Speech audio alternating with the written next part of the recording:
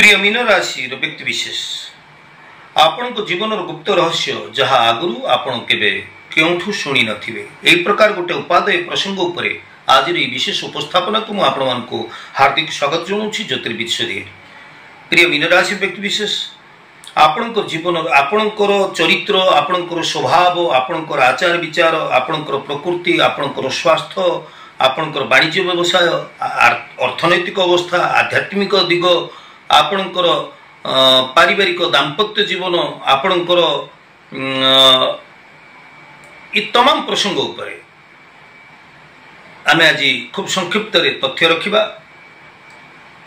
जे mean राशि व्यक्तिंकर जीवन गुप्त रहस्य संपर्क में तेबे ये वीडियो मु प्रस्तुत करुछि कौन सी व्यक्ति विशेष भाव को आघात करवा कहारी मन को मन रे आघात दबा यह मोर उद्देश्य नुहे जहाँ प्राचीन काल ज्योतिष शास्त्र जो तथ्य रही केवल से तथ्य को ही मुझे आपण निकट उपस्थापन करुछि तेबे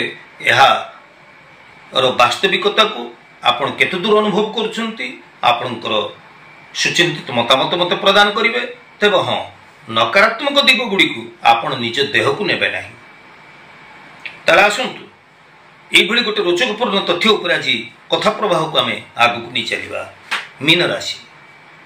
मीन राशि आपण राश्याधिपति ग्रह होउचंती बृहस्पति आपण सत्व गुणर प्रतीक अटंती।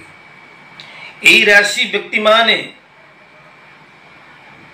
गौरवर्ण श्यामल वर्ण दयाशील विद्वान सकल कार्य नियुक्त शत्रु दमनकारी कामाभिलाषी उद्विग्न मना कृपण अद्भुत शक्तियुक्त पितामाता देवता गुरु गुरुजन रे भक्ति एवं विभिन्न समस्या रे माने जीवन रे सम्मुखीन होइथांती। न्यायवंत सत्यानुरागी चतुर कौशली तेबे एमाने पुण्यवंत कुलश्रेष्ठ त्यागी नुहंती गुणे व्यय कले 10 गुण कार्य हासिल करि पारंती। एमानक निकटरे टिके अहंभाव थाए क्षणकोपी अभिमानी अर्थ को अनर्थ करि दियंती। तेबे मितव्ययी धीरमती बहुगुण रे विशिष्ट शिष्टाचारी देवता ब्राह्मण गुरुजन रे एमाने भक्ति रखि थांती। तेबे मीन राशि व्यक्ति माने गौरवर्ण मध्य थिवार देखा जानती।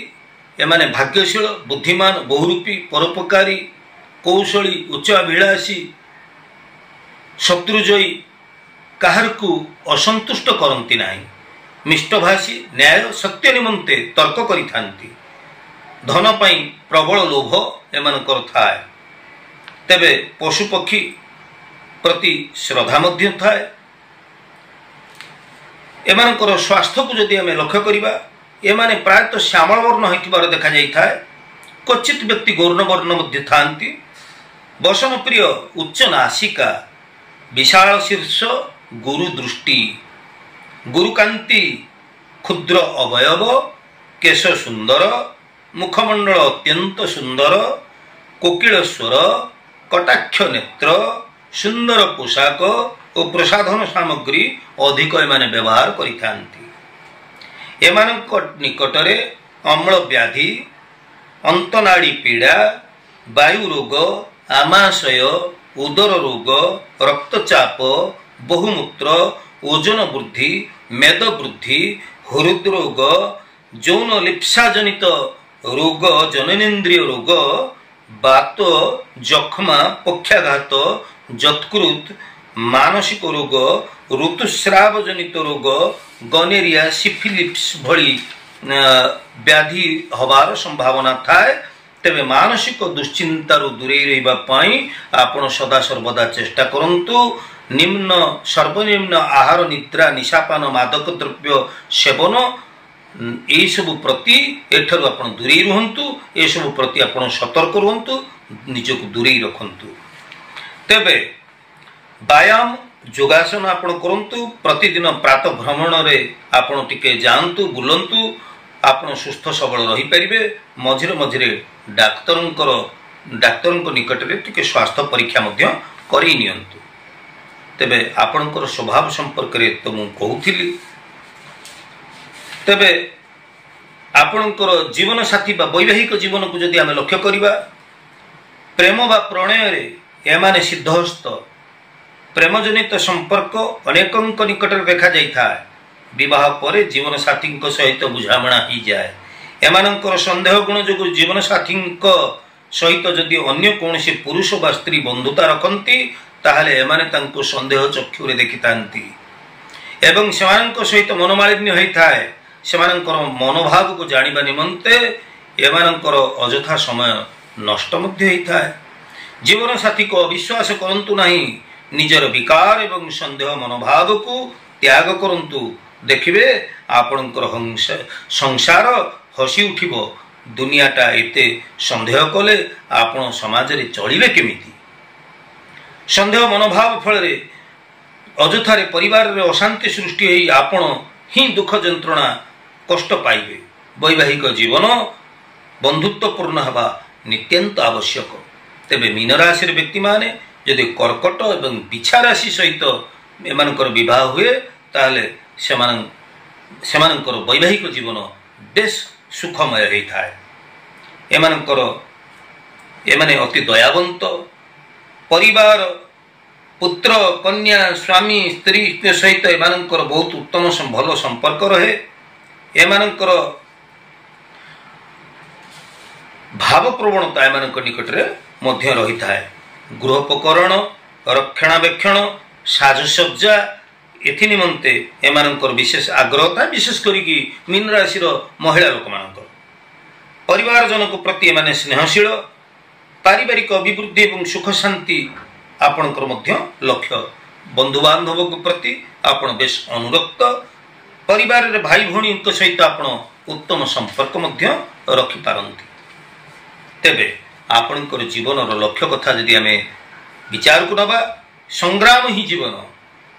ନିଷ୍ପନ୍ଦ, ପ୍ରାଣହୀନ, ଜଡ଼ ପଦାର୍ଥ ପରି ନିଶ୍ଚଳ ଗତିହୀନ ଯାହାର ଜୀବନ, ତା ପାଖକୁ କୌଣସି ଝଡ଼ଝଞ୍ଜା ବିପଦାପଦ ଆସେ ନାହିଁ।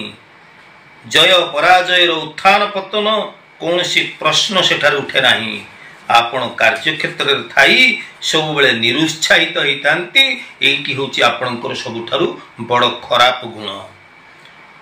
ପ୍ରତ୍ୟେକ କଥାରେ ଆପଣ ହତାଶ ହୋଇ ପଡ଼ନ୍ତି। ଉଚ୍ଚ ଅଭିଳାଷ, ସୁଖ, ସମ୍ମାନ, ଶୀର୍ଷ ସ୍ଥାନରେ ପହଞ୍ଚିବା ପାଇଁ ଆପଣ ଆଶା କରନ୍ତି ସତ, ବାଧା ବିଘ୍ନ ଘାତ ପ୍ରତିଘାତ ଆସିଲା ମାତ୍ରେ ହିଁ ତା ଭିତରେ ସିଂହ ଶକ୍ତି ହୁଙ୍କାର ଦେଇ ଉଠିଲା ଭଳି ଆପଣ ଅଗ୍ରସର ହେବା ଦରକାର।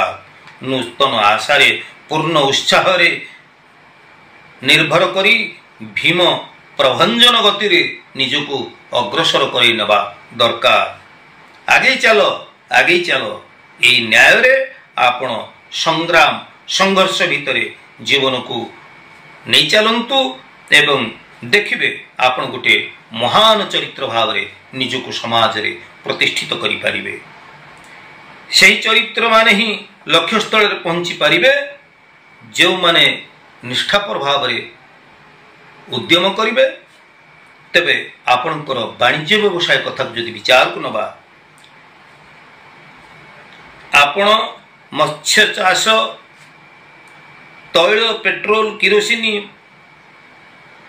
ଚାହା,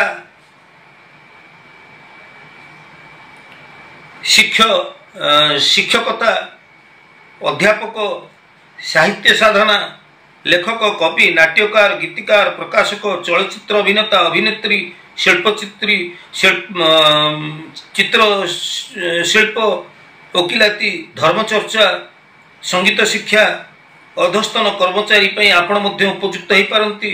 ଧର୍ମଯାଜକ ବୃତ୍ତି କରିବାରେ ମଧ୍ୟ ଆପଣଙ୍କର ଦେଖାଯାଇଥାଏ। ଭଲ ପ୍ରବଚକ ମଧ୍ୟ ଆପଣ ହୋଇପାରନ୍ତି ଏବଂ ଏଇଗୁଡ଼ିକୁ ଯଦି ନେଇ ଆପଣ ଜୀବିକା ଅର୍ଜନ କରନ୍ତି, ତାହେଲେ ନିଶ୍ଚିତ ଭାବରେ ଆପଣଙ୍କ ରାଶି ପାଇଁ ଏହା ସହାୟକ ହୋଇଥାଏ। ଆପଣଙ୍କର ଅର୍ଥନୈତିକ ଜୀବନକୁ ଯଦି ଦେଖିବା, ଏହି ରାଶିର ବ୍ୟକ୍ତିମାନେ ବିପୁଳ ଧନ ଅର୍ଜନ କରିଥାନ୍ତି। ବ୍ୟବସାୟ ମାଧ୍ୟମରେ ଅର୍ଥନୈତିକ ଉନ୍ନତି ଏମାନଙ୍କର ହୋଇଥାଏ। ଭୋଗବିଳାସରେ ଜୀବନ କଟେଇଥାନ୍ତି। ସଞ୍ଚୟ ଘରେ ତାଲା ପଡୁଥାଏ। ଦୁଃଖୀ ଦରିଦ୍ର ମାନଙ୍କୁ କିଛି ଦୟାଧର୍ମ ମଧ୍ୟ ଏମାନେ ଦେଖେଇଥାନ୍ତି। ଏମାନେ କୌଣସି ମଠ ମନ୍ଦିର ଆଶ୍ରମ ଶିକ୍ଷାନୁଷ୍ଠାନ ବା ଚିକିତ୍ସାଳୟ ଇତ୍ୟାଦିରେ ଆର୍ଥିକ ସାହାଯ୍ୟ ମଧ୍ୟ କରିଥିବାର ଦେଖାଯାଇଥାଏ। ଗରିବ ଅସହାୟ ଲୋକଙ୍କୁ ଆର୍ଥିକ ସାହାଯ୍ୟ ଖାଦ୍ୟ ବସ୍ତ୍ର ଆଦି ପ୍ରଦାନ କରିଥାନ୍ତି। ଜୀବଜନ୍ତୁ ପ୍ରତି ଏମାନେ ବେଶ ଦୟାଶୀଳ ମଧ୍ୟ ହେଇଥାନ୍ତି। ତେବେ ଏହି ମୀନ ରାଶିର ବ୍ୟକ୍ତିମାନେ ଏମାନେ ନିଜକୁ କେବେ କ୍ଷୁଦ୍ର ଆପଣ ମନେ କରନ୍ତୁ ନାହିଁ। ଆପଣଙ୍କର ଆଧ୍ୟାତ୍ମିକ ଜୀବନକୁ ଯଦି ଆମେ ଲକ୍ଷ୍ୟ କରିବା, ଅସହାୟ ନିରାଶ୍ରୟ ବୋଲି ନିଜକୁ କେବେ ଆପଣ ଭାବନ୍ତୁ ନାହିଁ। ଯଦି ଠିକ୍ ଭାବରେ ଆପଣ ନିଜର ଜୀବନ ପଥରେ ଆପଣ ଆଗେଇ ଯିବେ, ଦୁର୍ଦିନ ଦୁଃସମୟରେ ଆପଣ ଯଦି ନିଜକୁ ଦମ୍ଭର ସହିତ ଆଗେଇ ନେବେ, ତାହେଲେ ନିଶ୍ଚିତ ଭାବରେ ଆପଣ ଭଗବାନଙ୍କର କୃପାର ପାତ୍ର ହୋଇପାରିବେ। ଭଗବାନ ଶକ୍ତି ସଦା ସର୍ବତ୍ର ସେମାନଙ୍କୁ ସୁଦୃଢ଼ ଭାବରେ ଆପଣମାନଙ୍କୁ ସୁଦୃଢ଼ ଭାବରେ ରକ୍ଷା କରିପାରିବ। ଗଭୀର ରାତିରେ ନୀରବରେ ମନ ପ୍ରାଣକୁ ଭଗବତମୁଖୀ କରି ସମସ୍ତ ଅନ୍ତର ଦେଇ ତାହାଙ୍କର ଆଶ୍ରୟ ଭିକ୍ଷା କରନ୍ତୁ।